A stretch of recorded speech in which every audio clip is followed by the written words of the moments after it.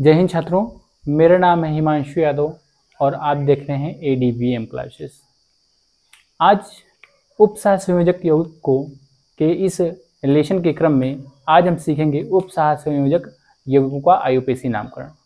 तो यौगिकों का आयुपेशी नामकरण के लिए कई नियम हैं। उसमें से पहला नियम क्या है? तो सबसे पहले क्या करते हैं? आयनों का के नामकरण का क्रम। तो जो जटिल संकुल यौगिकों के नामकरण में सबसे पहले हम क्या करते हैं? सबसे पहले हम धनायनों का नाम लिखते हैं, उसके बाद क्या करते हैं? ऋणायनों का नाम लिखते हैं। तो क्या करते हैं? सबसे पहले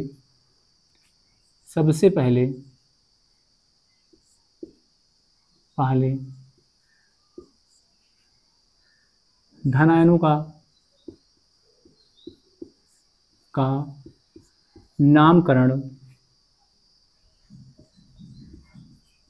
नामकरण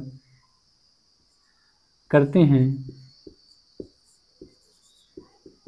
इसके पश्चात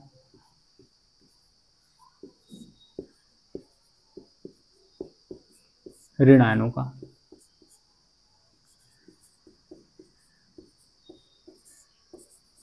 इसके पश्चात क्या करते हैं? ऋणायनों का नामकरण करते हैं। जैसे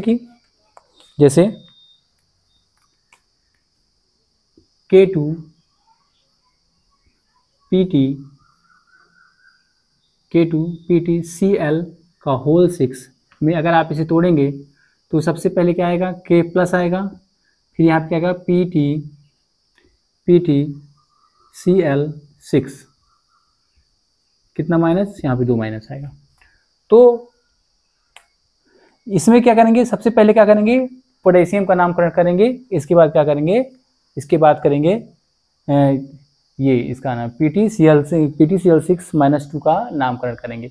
इसी प्रकार जैसे AgNH3Cl AgNH3 का होल ट्वाइस Cl, क्या Cl।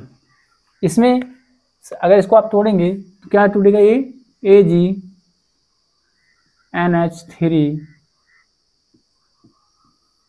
+1 और ये क्या होगा? ये Cl माइनस। इनमें से सबसे पहले AgNH3 का होल ट्वाइस NH3 का होल ट्वाइस प्लस और इसके बाद क्या करेंगे? Cl माइनस का नामकरण करेंगे। और इसमें क्या करेंगे? इसमें सबसे पहले पोटेशियम का नामकरण लिखेंगे और इसके बाद क्या करेंगे? PtCl6 -2 का नामकरण लिखेंगे। क्यों? क्योंकि सबसे पहले क्या किया जाएगा? सबसे पहले धनायन का नाम लिखा जाएगा और धनायन इसमें ये है और यहाँ पर धनायन इसमें ये है। दूसरी बात ये है कि जो भी आयनन क्षेत्र है उसका नामकरण एक शब्द में किया जाएगा। इसमें पहला नंबर ये है। दूसरा नंबर क्या है? आयनन क्षेत्र, अर्थात यहाँ पे आयनन क्षेत्र ये है और यहाँ पे आयनन क्षेत्र क्या है? Cl माइनस है। यहाँ पे आयनन क्षेत्र क्या है? K प्लस है और यहाँ पे क्या है? आयनन क्षेत्र Cl माइनस है। तो आयनन क्षेत्र, तो ये क्या है? ये इसे बोलते हैं उपसहसंयोजी क्षेत्र। यहाँ पे ये क्या है? उपसहसंयोजी क्षेत्र। उपसहसंयोजी क्षेत्र क्या होता है? उपसहसंयोजी क्षेत्र वह आयनों का समूह होता है जो और ज़्यादा आयनित नहीं होता है। तो क्या है? आयनन क्षेत्र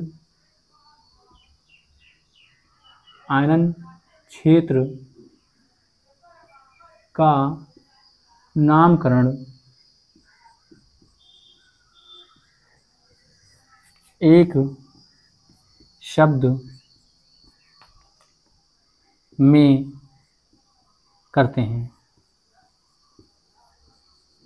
आयनन क्षेत्र का नामकरण क्या करते हैं? एक शब्द में ही करते हैं। ये रहा पहला नियम। अब बात करते हैं कि उपसहसंयोजी क्षेत्र का नामकरण कैसे करेंगे।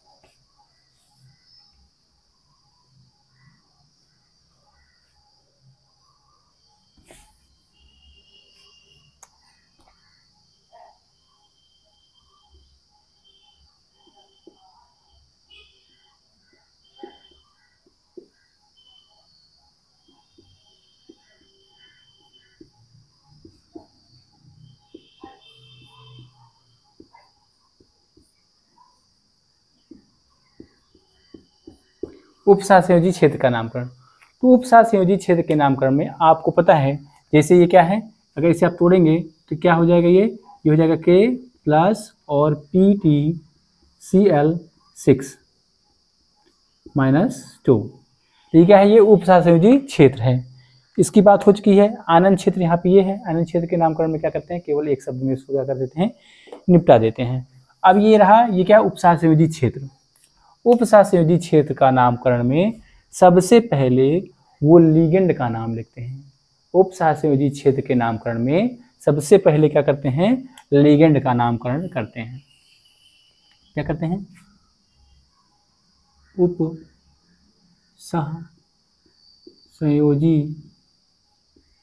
क्षेत्र के लिए सबसे पहले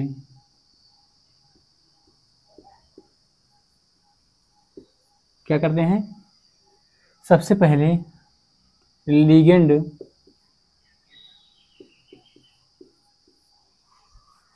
का नामकरण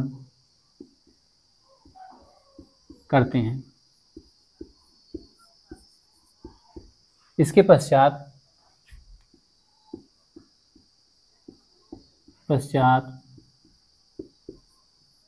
केंद्रीय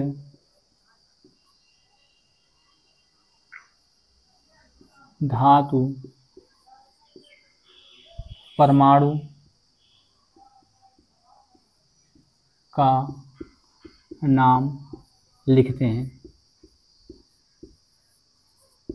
क्या करते हैं, सबसे पहले क्या करेंगे, सबसे पहले हम लिगेंड का नाम लिखेंगे, इसके पश्चात केंद्रीय धातु परमाणु का नाम लिखते हैं। जैसे यहाँ पे क्या है, उपसहसंयोजी क्षेत्र ये है, इसमें क्या है, Cl माइनस क्या है, Cl6 क्या है, यहाँ पे Cl6 एक प्रकार का लिगेंड है, Cl माइनस क्या है, लिगेंड है, और लिगेंड है तो ये क्या है, और ये क्या है, केंद्रीय धातु Pt क्या है, केंद्रीय धातु परमाणु है।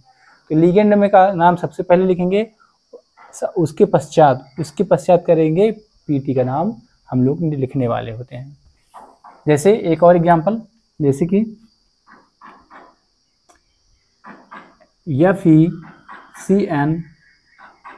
FeCN का होल 6 प्लस 4 माइनस 4।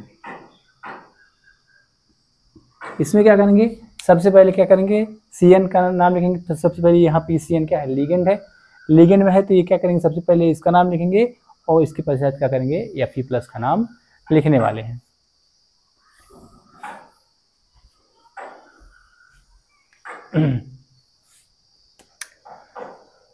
दूसरा नियम क्या कहता है कि केंद्रीय धातु परमाणु का नाम लिखने के पश्चात ऑक्सीकरण संख्या को भी लिखा जाता है, और वो भी किस में लिखा जाता है, रोमन अंक में लिखा जाता है। क्या है, केंद्रीय धातु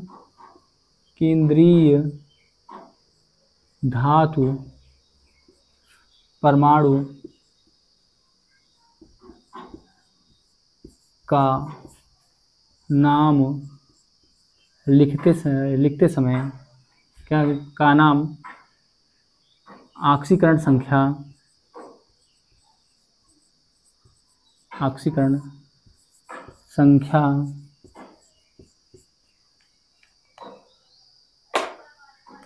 के साथ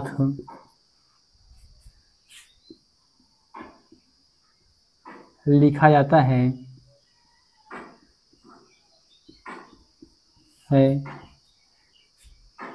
ऑक्सीकरण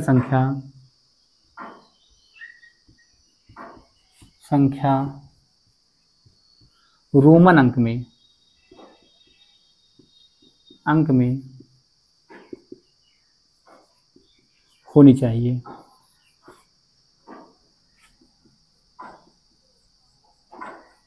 किसमें होनी चाहिए, ऑक्सीकरण संख्या जो होती है उसे क्या होना चाहिए, रोमन अंक में लिखा होना चाहिए। जैसे 0 के लिए क्या करते हैं, जैसे एग्जांपल 0 के लिए क्या होता है, 0 होता है। 1 के लिए क्या होता है, 1, ये ऐसे लिखा होता है। 2 के लिए यहाँ पे 2 के लिए क्या होता है, ऐसे। 3 के लिए, 4 के लिए और 5 के लिए। 6 के लिए, ऐसे भी आप लोग जानते हो। तो ऑक्सीकरण संख्या के लिए रोमन अंक का इस्तेमाल किया जाता है। इसके पश्चात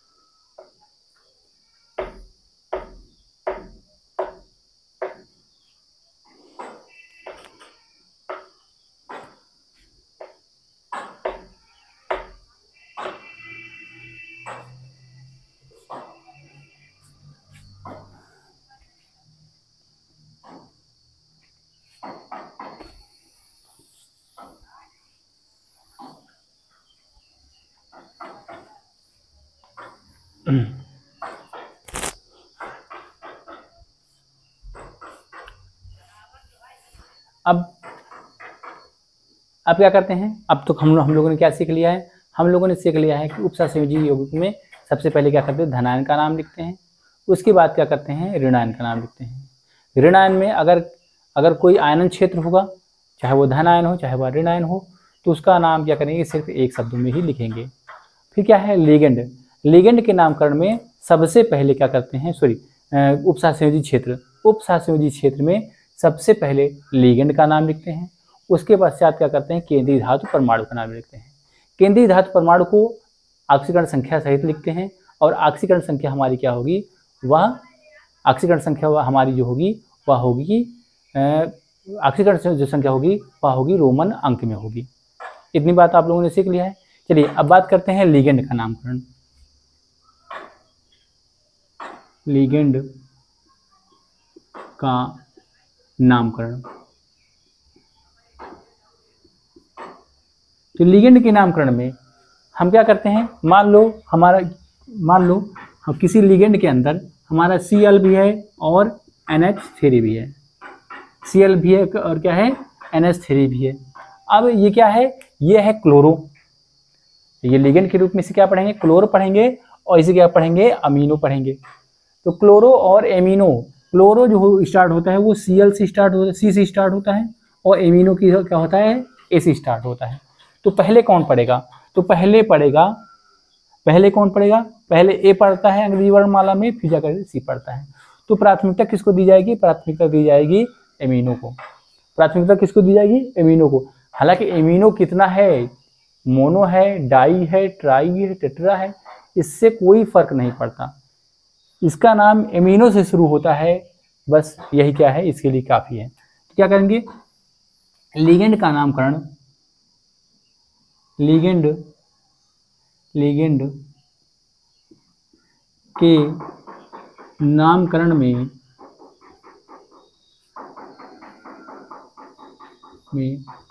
अंग्रेजी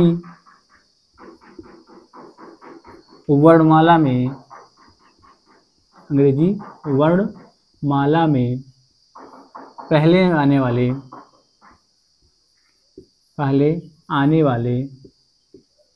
वाले अक्षर को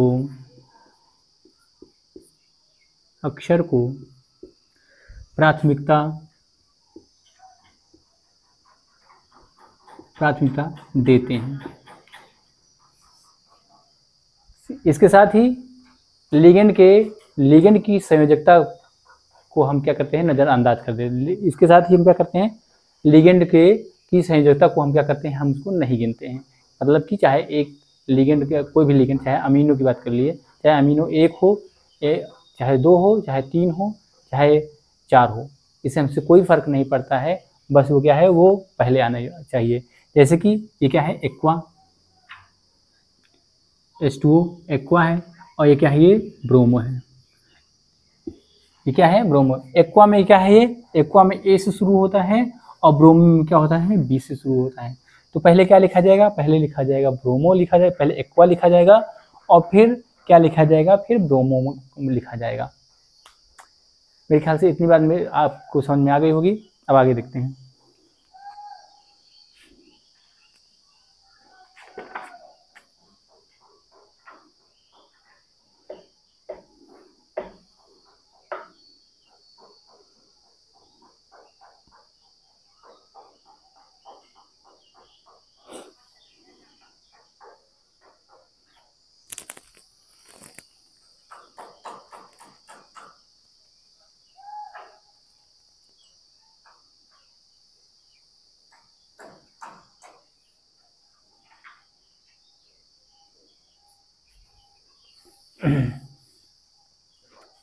अब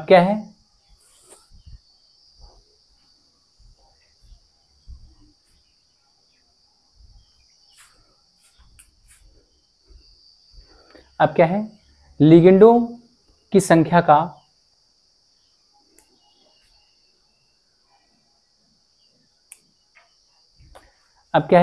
लिगेंडों की संख्या को पूर्वलग्न के रूप में सूचित करना। लिगेंडों की संख्या को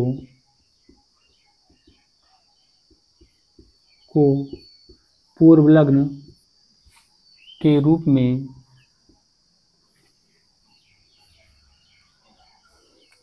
तो आज के लिए इतना ही रखते हैं। कल फिर हम तो मेरे ख्याल से आपको समझ में आ गया होगा। आज के लिए इतना ही रखते हैं। अगर आपको मेरा वीडियो पसंद आ रहा है तो आप इसे लाइक कर सकते हैं और मेरे चैनल को सब्सक्राइब भी कर सकते हैं। आज के लिए इतना ही। जय हिंद, जय भारत।